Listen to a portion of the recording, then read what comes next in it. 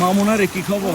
মামুন, এটা একটা সদরে, ফেনী সদরে, মানে এগুলো আসলে দেখাচ্ছি না ভিউ বিষয়, এটা না, এটা আর বুঝার বাকি থাকে না কি পরিমাণ পরিকল্পিত। মহিপাল থেকে আপনি একটু ভিতরে ঢুকতেছেন, আপনি বন্যায় ডুবে যাচ্ছেন, এই পাশের মানুষগুলো অবস্থা দেখেন।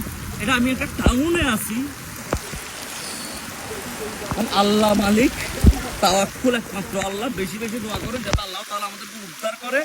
ফেনীর অবস্থা খুবই ভয়াবহ, মদতপুর, এবং সবচেয়ে বেশি যারা আসতেছে ওরা কোন জায়গায় যাচ্ছে?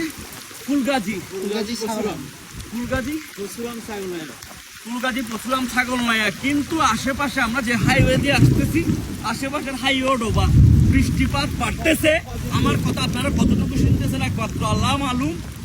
আপনারা এখন সমালোচনা আলোচনা না করে, কে করিম সে করিম এসব চিন্তা না করে আপনারা নিজ নিজ জায়গা থেকে ফান্ডিং কালেক্ট করে পরে যাবা।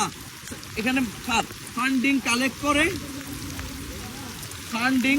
না করা ছাড়া নিজেদের মতো ফান্ডিং কালেক্ট করে বোট নিয়ে এসে রেস্কিউর কাজটা করেন। এখানে আর কিচ্ছু চাচ্ছি না, আল্লাহ মানুষজনের। আমি তো শহর থেকে আসছি, বিগত রাতগুলো আমি খুব ভালো মতো ঘুমাইছি। এখানের মানুষগুলো 2-3 রাত ঘুম নাই, ভোরে নামছি। ওরা কিভাবে আছে, কেমনে আছে না আছে, আমি চাই যারা যারা আছেন, আমাদের আগে যারা ছিল বন্যায় হেল্প করছেন, আপনারা সবাই এক হয়ে নামেন।